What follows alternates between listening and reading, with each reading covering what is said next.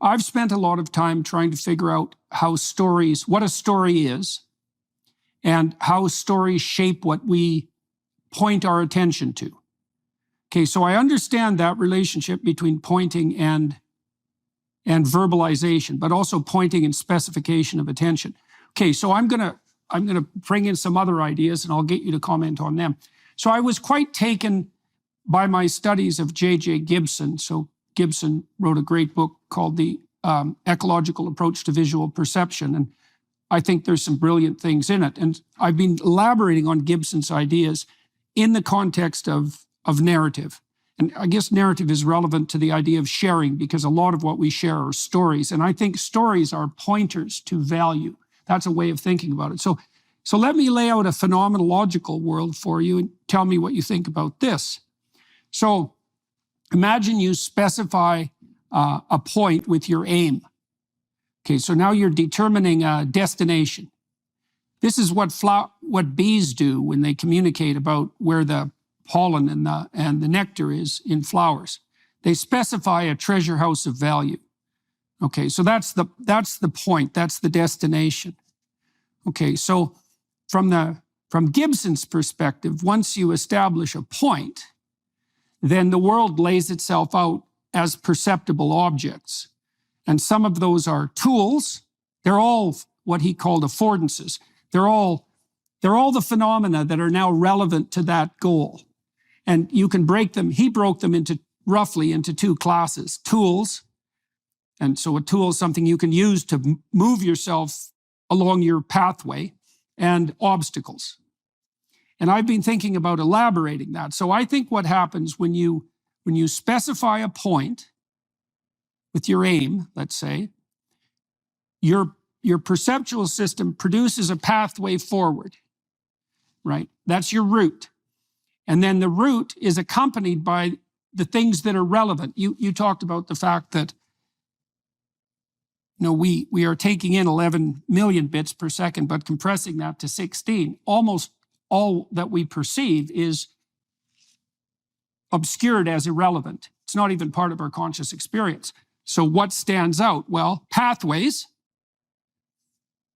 then tools and obstacles. So those would be like material entities. But then I think there's a parallel in the social domain: friends and foes. So friends share your aim and accompany you along the way, and they can be helpful. And foes are human obstacles, but also can obscure or interfere with your aim. So tools, friends, obstacles, foes. And then there's one other element, which I think is very cool. I just figured this out. I think the other thing that we perceive are agents of transformation. And those would be like magical creatures in a fairy tale. And an agent of transformation changes your aim. And the reason they're magic is because the world of the aim that they specify doesn't play by the same rules as the rule of the aim that you inhabit, right? So, okay, so now the reason I'm telling you this, it's relevant to the pointing idea, because that's kind of the landscape that emerges as a consequence of pointing. But it also is relevant to the sharing idea. I've been thinking that, when we speak with each other, we're offering the fruits of our imagination. That's a way of thinking about it. Each word is actually a storehouse of value, or a pointer to value. And so you could say the reason consciousness evolved, and this seems to be very much in keeping with your thinking, is that we can offer people pointers to a destination, or specify a destination. And again, that's not much different than bees do when they're doing a dance to specify where the honey is. And so it's the fruits of our imagination that we can encapsulate in words. And maybe we have that private consciousness, our ability to think on our own, so that we can build up a storehouse of value, so that we actually have something to trade with other people. Okay, so that's a take on the things that you just described. So I'd like to know what you think about that. I come to think of the paradigm of predictive processing, which has been very influential in the past 10 years in understanding how we perceive the world. Carl Friston, a British guy, Yep, is yep, one of the yep, leaders yep. of the field. And the basic idea, there was a philosopher involved very much in explaining, Jacob Hovey, explaining this paradigm of predictive processing, who was kind enough to say that the deep idea behind it actually was in this book, The User Illusion. Oh, that's cool. That's cool. It's nice of him to say so. Yeah. But the point is that what User Illusion tries to say is that first we take in information, and then we create a sort of a simulation of what that information is, and then only then do we experience. We don't experience the take in. We experience our own retelling of what we take in. And predictive processing paradigm is basically saying that all we experience when we go about our stuff in the world is our predictions of what will happen next. What will this guy do? What will this monkey do? Will there be a fault in the terrain when I walk there? So it's all about predicting. So in that sense, it's all about storytelling.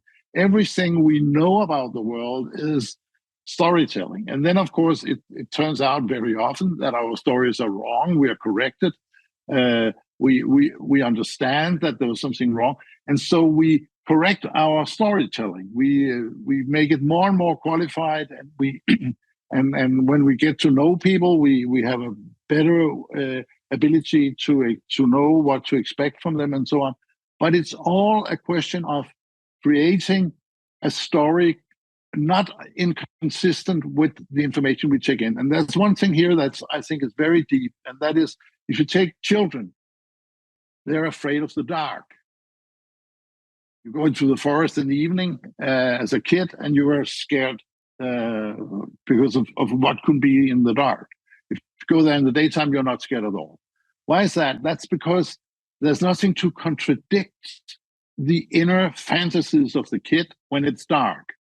There's no information that runs counter to the idea of many, many weird trolls and demons out there. But in the daylight, there's so much information that contradicts your ideas. So in a way, all of our perception of the world is a hallucination we create under the condition that it does not contradict the sensory data we take in.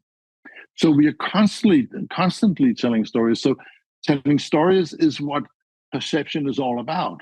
And of course, human beings have taken this to a higher level than we expect a mouse to take it to.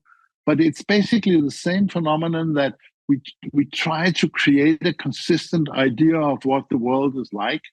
But it's what we experience is our own dream, if you like, or our own fantasy, or better word is our own hallucination. So this will explain all the things we see when the light falls and you enter into twilight zone, and suddenly there's not enough information to contradict all the weird ideas you have in your head.